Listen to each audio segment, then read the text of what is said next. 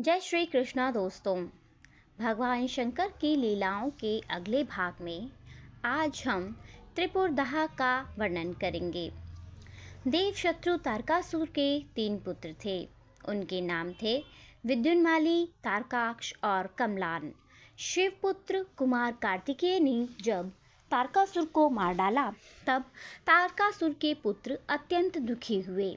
उन सबों ने संपूर्ण भागों को त्याग दिया तथा मेरु पर्वत पर जाकर ब्रह्मा जी की प्रसन्नता के लिए कठोर तप करने लगे।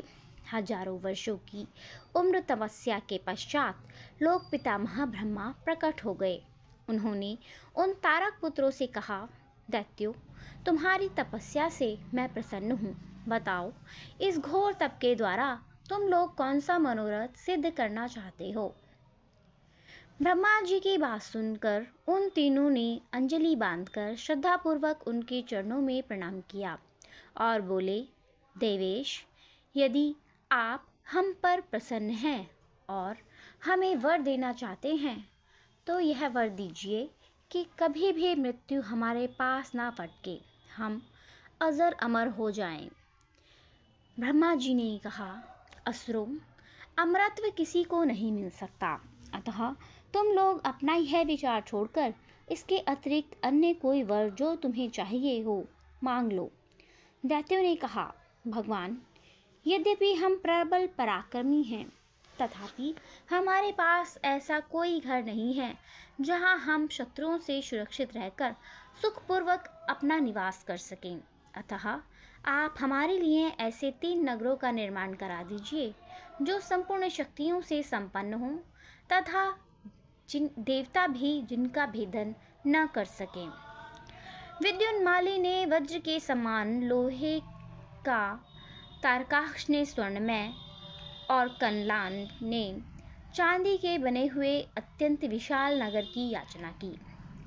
फिर उन्होंने कहा, ब्रह्मन, ये तीनों पूर्व मध्याह्न के समय अभिजीत मुहूर्त में चंद्रमा के पुष्य नक्षत्र पर स्थित होने पर एक स्थान पर मिला करें और आकाश में नीले बादलों पर स्थित होकर ये क्रमशः एक के ऊपर एक रहते हुए लोगों की दृष्टि से ओझल रहें। भगवान शंकर के अतिरिक्त इन नगरों का कोई भेदन न कर सके। ब्रह्मा जी ने तथास्तु कहकर मैं दानव को उन विचित्र नगरों के निर्माण की आज्ञा दी।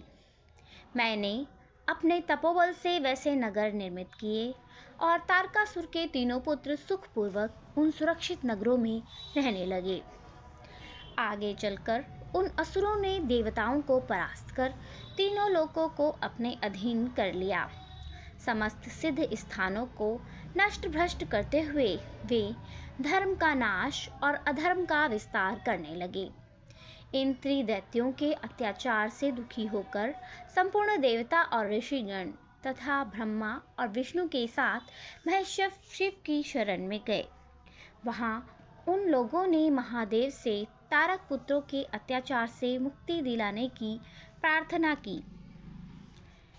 करुणासागर शिव ने देवों को आश्वस्त करते हुए विश्वकर्मा से एक सर्वदेवमय दिव्य रथ निर्मित कराया।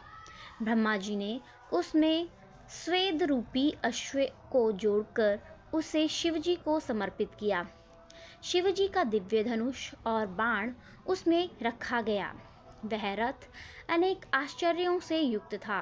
स्वयं पितामह ब्रह्मा सारथी बने। उस अद्भुत रथ पर सवार होकर परमेश्वर शिव त्रिकट के निकट पहुंचे। कालवश उस दिन तीनों पुर एक सीध में आ गए थे। शिवजी ने अपने दिव्य धनुष पर पाशुपात अस्त्र नामक बाण छोड़कर चढ़ा दिया।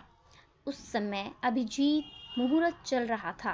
देखते ही देखते त्रिपुर जलकर राख बन गया। देवता लोग भगवान महेश्वर की जय जयकार करने लगे।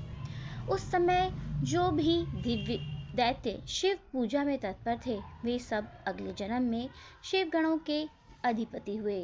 तो ये थी आज की हमारी कहानी त्रिपुरदहा के अंत की। मुझे उम्मीद है कि आप लोगों को मेरी ये कहानी पसंद आई होगी। प्लीज़ लाइक, शेयर और सब्सक्राइब करें। Thanks for watching my video.